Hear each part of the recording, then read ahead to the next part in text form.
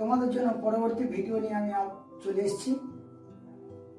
আজকে তোমাদের যে বিষয়টা আমি করাবো সেটি হলো কর্মকারক দ্বিতীয় বিভক্তি।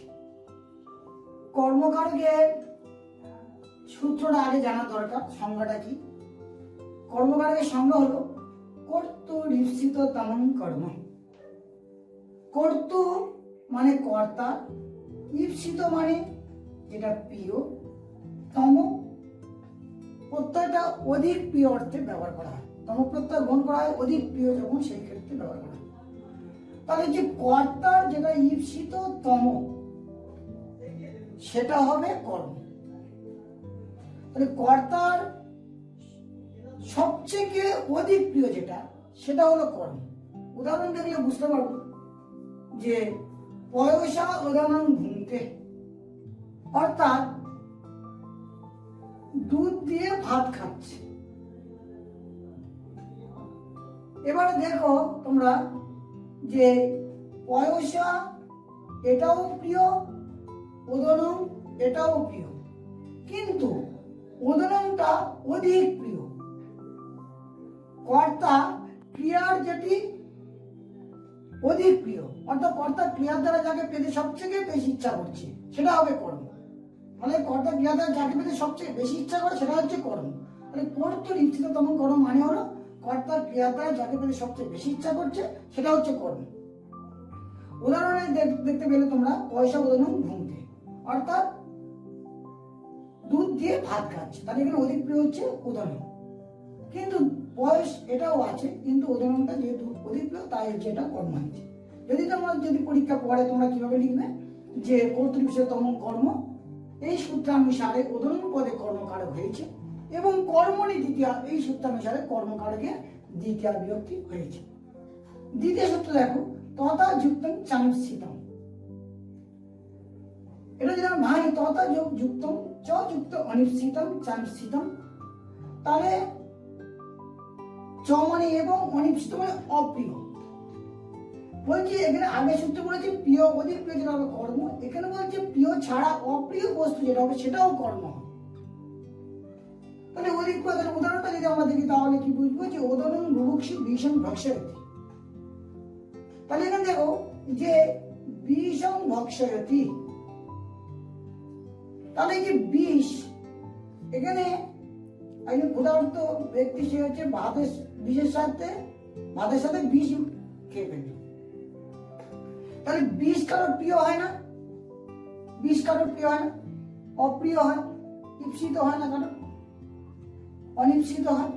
তার মধ্যে ততদিন অনিপ্সিত মানে হচ্ছে যেটা অপ্রিয় সেটা হচ্ছে কর্ম। তাহলে এখানে আমরা এই বাক্যের মধ্যে দেখলাম যে বিষটা হচ্ছে অপ্রিয়, তাই হচ্ছে এটা কি হয়ে গেল না এই সূত্রানুসারে, তত যে তুমি অনিশ্চিতম এই সূত্রানুসারে বিষম পদটি কর্মকারক হলো।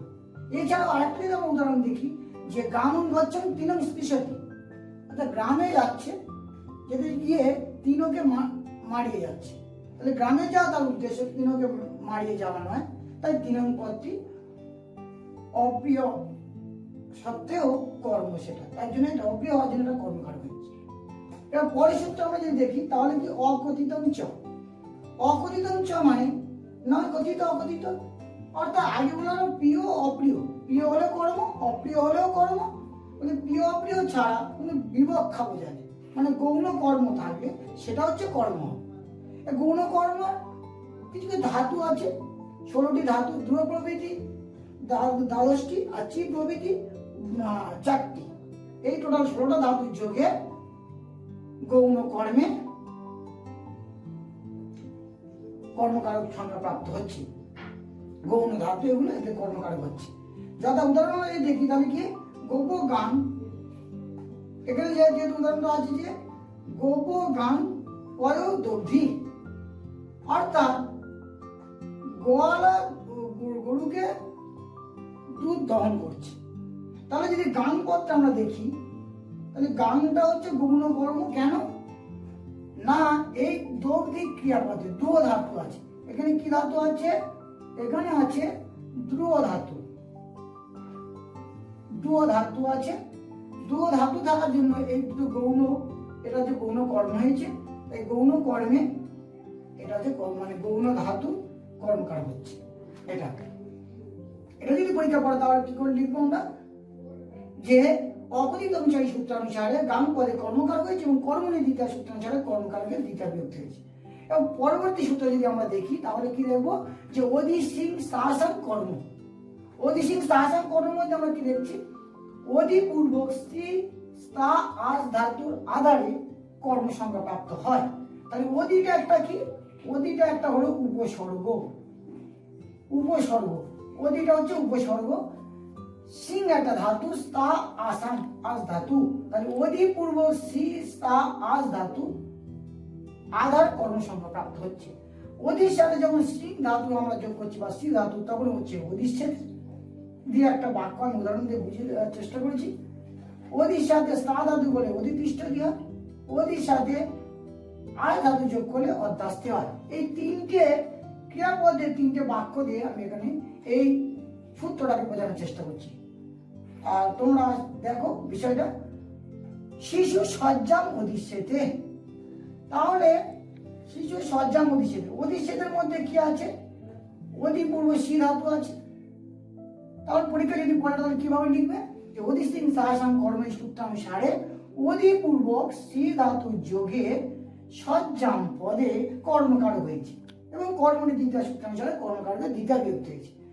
এবং দ্বিতীয় সূত্র দেখো, যে অধি তিষ্ঠতি, যে মানে এই সূত্রের যে দ্বিতীয় মানে ধাতুটি রয়েছে, কৃষ্ণ দ্বারকাম অধি তিষ্ঠতি, তাহলে দেখো যে অধি পূর্ব স্থা ধাতু আছে, তার জন্য এই দ্বারকাম এটি কর্মকারক হচ্ছে। তাহলে এটাও লেখা যাবে যে অধি শ্রী শাসন কর্ম সূত্রানুসারে অধি পূর্ব স্থা ধাতু যোগে দ্বারকাম পদে কর্মকারক হয়েছে এবং কর্মণি দ্বিতীয় সূত্রানুসারে কর্মকারকের দ্বিতীয় বিভক্তি হয়েছে। পরে যেটা দেখছি কি আসাম, এই ধাতুর সাথে অধি যে উপসর্গ যোগ হয়ে একটা উদাহরণ দিলাম, যে রাম গৃহম অধ্যাস্তে। তাহলে কি দেখো, যে এই অধি পূর্ব আস ধাতু, আস ধাতু যুক্ত থাকার জন্য তাহলে এটা কি হচ্ছে না, গৃহম পদ্য কর্মসারও হচ্ছে। তাহলে সূত্রটা কি, অধি সিং সাহসান কর্মের সূত্রানুসারে অধি পূর্ব আস ধাতুর যোগে গৃহম পদে কর্মকারক হয়েছে এবং কর্মণি দ্বিতীয় সূত্রানুসারে কর্মকারকে দ্বিতীয় বিভক্তি হয়েছে। এরপরে যে সূত্রটা আমি তোমাদের দেখাবো, তোমাদের দেখো কর্মকারকের 5 নম্বর সূত্রটা দেখো, অবিনিবিশস্য, অর্থাৎ অবি আর নি,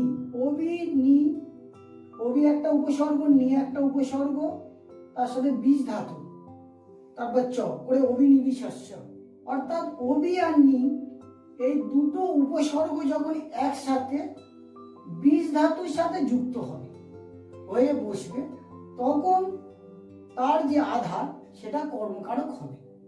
উদাহরণটা দেখো তোমরা, তাহলে কি সাধু সন্মারণ অবিনিবিশস্যে, অবিনিবিশতে, তাহলে কি এই অবিনিবিশতে এর মধ্যে অবি আর নি দুটো উপসর্গ বীজ ধাতুর সাথে যুক্ত হয়েছে, বীজ ধাতুর সাথে যুক্ত হয়ে তার আধার সন্মার্গম, এই সন্মার্গ এই আধারে তিনি আছেন, তাই হচ্ছে এটা হচ্ছে কর্মকারক সংজ্ঞাপ্রাপ্ত হয়েছে। তাহলে যদি পরীক্ষা এরকম দেয় যে সাধু সন্মার্গ অবিনিবিশতে, তাহলে লিখবে কিভাবে উত্তরটা, না অবিনিবিশস্য এই সূত্রানুসারে সন্মার্গম পদে কর্মকারক হয়েছে এবং কর্মণি দ্বিতীয় সূত্রানুসারে কর্মকারকের দ্বিতীয় বিভক্তি হয়েছে। এবারে তারপরে সূত্র দেখো, উপান্ন ধ্যান বস, এই উপান্ন ধ্যান বস যদি আমরা ভাই, তার মধ্যে আমরা কি পাবো, উপ যোগ অনু যোগ অধি যোগ আং, তার সাথে বস ধাতু, তাহলে উপ অনু অধি আং এই চারটে হলো উপসর্গ, আর বস ধাতুটা এটা হচ্ছে ধাতু। তাহলে প্রত্যেকটা উপসর্গ এক একবার করে বস ধাতুর সাথে যুক্ত হবে, তার যে আধার হবে সেটা কর্মকারক সংজ্ঞাপ্রাপ্ত হবে। এবার দেখো যদি উপের সাথে বস ধাতু যোগ হয় তাহলে কি হবে, উপের সাথে যদি বস ধাতু যোগ হয় তাহলে হবে উপবসতি। এই উপবসতি দিয়ে একটা আমি বাক্য দিয়েছি, দেখো, কৃষ্ণ দ্বারকাম উপবসতি। তাহলে যদি এই বাক্যটা যদি থাকে পরীক্ষা, তাহলে আমরা কিভাবে উত্তর করব? না, উপান্নধ্যান বস এই সূত্রানুসারে দ্বারকাম পদে পূর্ব বস ধাতুর আধারে কর্মকারক হয়েছে এবং কর্মণি দ্বিতীয় সূত্রানুসারে কর্মকারকের দ্বিতীয় বিভক্তি হয়েছে। কারণ এই উপবসতির আধার হচ্ছে দ্বারকাম, তাই এটি কর্মকারক সমাপ্ত হয়েছে। দ্বিতীয় উদাহরণটা দেখি, অনুবসতি। তাহলে এই অনুর সাথে এই অনু উপসর্গের সাথে বয় ধাতু যোগ হয়ে অনুবসতি, অনুবসামি এখানে করেছে। যেহেতু এই বাক্যটা অহং আছে, কর্তা অনুযায়ী ক্রিয়াপদ হচ্ছে, তাহলে অনুবসামি এই ক্রিয়াপদ দিয়ে বাক্যটা হচ্ছে অহং কলিকাতাম অনুবসামি, আমি কলিকাতা বাস করছি। তাহলে এই অনু এই পূর্ব বয় ধাতুর আধার হচ্ছে কলিকাতা, তাই এটি কর্মকারক হচ্ছে। তাহলে এইটা যদি পরীক্ষা থাকে, উত্তর আমরা কিভাবে লিখবো? যে উপান্নধ্যান বস এই সূত্রানুসারে ও অনুপূর্ব বস ধাতুর আধারে কলিকাতা পদে কর্মকারক হয়েছে এবং কর্মণি দ্বিতীয় সূত্রানুসারে কর্মকারকের দ্বিতীয় বিভক্তি হয়েছে। এবার দেখো অধির সাথে বস ধাতু, তাহলে অধিবসতি হচ্ছে, অধিবসতি যদি হয় ছাত্র ছাত্রাবাসন অধিবসতি, তাহলে এই অধিবসতি এর আধার হচ্ছে ছাত্রাবাসন। তাহলে এটা যদি পরীক্ষা পড়ে, তাহলে উত্তরটা কিভাবে লিখবো? যে উপান্নধ্যান বস সূত্রানুসারে অধিপূর্ব বস ধাতুর আধার ছাত্রাবাসন পদে কর্মকারক হয়েছে এবং কর্মণি দ্বিতীয় সূত্রানুসারে কর্মকারকের দ্বিতীয় বিভক্তি। এবং তারপরে আমরা যদি দেখি আং, এই উদাহরণটা যদি দেখাচ্ছি আমরা, যে আং এর আ থাকে আবসতি, তাহলে রাজা রাজধানী আবসতি। তাহলে এবারে কি, যদি পরীক্ষা পড়ে, তাহলে এর আমাদের হচ্ছে রাজধানী, তাই হচ্ছে কি না এই বাক্য যখন থাকবে তখন হচ্ছে কি উপান্নধ্যান বসে সূত্রানুসারে রাজধানী পদে কর্মকারক হয়েছে এবং কর্মণি দ্বিতীয় সূত্রানুসারে কর্মকারক দ্বিতীয় বিভক্তি হয়েছে। এর পরবর্তী সূত্র কি, মানে এই পর্যন্ত তোমরা কারকের সূত্র। এবার তোমরা দেখো দ্বিতীয় বিভক্তি সূত্র। প্রথম সূত্র হচ্ছে কর্মণি দ্বিতীয়া, অর্থাৎ কর্মকারকের দ্বিতীয় বিভক্তি হয়। তাহলে দেখো উদাহরণটা দেখো, শিশু চন্দন পশ্যতি, শিশু চাঁদ দেখছে। তাহলে দেখো চন্দন পদটি কর্ম কেন না, শিশু এই পদটি ঈপ্সিত বিষয় হলো কর্ম, চন্দ্র, ঈপ্সিত বিষয় হলো চন্দ্র, এটা হলো কর্ম, তাই হচ্ছে এটি হচ্ছে কর্মকারক, কর্মকারক হলে দ্বিতীয় বিভক্তি হবে এই সূত্রানুসারে। এবার তারপরে সূত্র দেখো, অন্তরা অন্তরণ যুক্তে দ্বিতীয়া।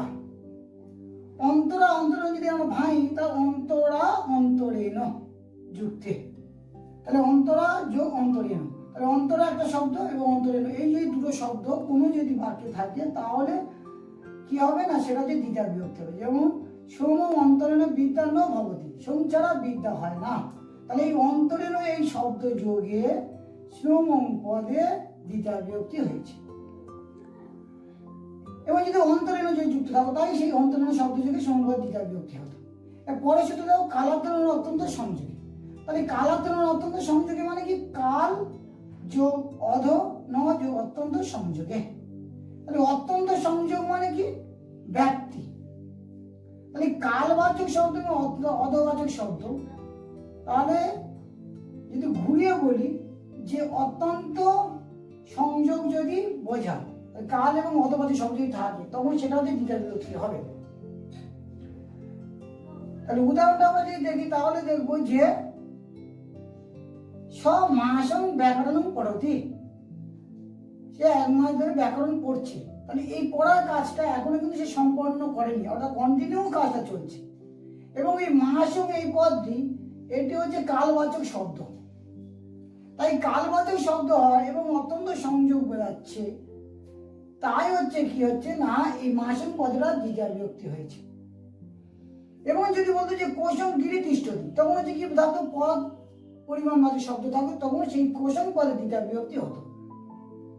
এর পরের সূত্র আমরা যদি দেখি, এই সূত্রটা আগে বলে দিই যে যদি এরকম থাকে মাসং পদ যদি থাকে, তাহলে আমরা কিভাবে উত্তরটা লিখবো না, কালান্তরণ অত্যন্ত সংযোগী সূত্রানুসারে মাসং পদে দ্বিতীয় বিভক্তি হয়েছে। পরে সূত্র যদি আমরা দেখি তাহলে কি হবে, অভিত পরিত সময় নিকষা হা প্রতিযোগে অপি, এই সূত্রটা। তাহলে যে অভিত পরিত সময় নিকষা হা প্রতিযোগে অপি, এই শব্দ, অভিত শব্দ, পরিত শব্দ, সময় নিকষা হা প্রতি, এই সমস্ত শব্দ যদি যোগ থাকে কোনো বাক্যে, তখনও যে কি হবে, ওই শব্দ যোগে ওই পদটি কি হবে, দ্বিতীয় বিভক্তি হয়েছে। যেমন উদাহরণ আমরা যদি গ্রামং নিকষা নদী, তাহলে যে কি নিকষা শব্দ যোগে গ্রামং পদে দ্বিতীয় বিভক্তি হয়েছে। এবং পরের সূত্র যদি আমরা আসি যে কর্ম প্রয়োজনীয় যুক্তে দ্বিতীয়া, কর্ম প্রয়োজনীয় যুক্তে দ্বিতীয় মানে কর্ম প্রয়োজনীয় যুক্ত থাকলে তখন দ্বিতীয় বিভক্তি হবে, দ্বিতীয় বিভক্তি হবে। উদাহরণ আমরা যদি দেখি তাহলে বুঝতে পারবো, আর ক্লিয়ার হয়ে যাবে আমাদের যে জবং অনুপ্রাবশ্যৎ, তাই অনু এই পদটি একটা কর্ম প্রয়োজনীয়, এই কর্ম প্রয়োজনীয় যুক্তে জবং পদে দ্বিতীয় বিভক্তি হয়েছে। তাহলে আমরা এখানে এইগুলো কি কি পেলাম না, এগুলো যে দ্বিতীয় বিভক্তি সূত্রগুলো আমরা সব পেলাম। তাহলে আজকের আমাদের বিষয়টা হলো কি কর্মকারক এবং দ্বিতীয় বিভক্তি সম্পর্কে আমি আলোচনা করে তোমাদের আজকে জানালাম। এই বিষয়ে আলোচনা যদি তোমাদের কোনো জায়গায় যদি কোনো বুঝতে অসুবিধা হয় তাহলে তোমরা আমাকে কমেন্ট করে জানাবে।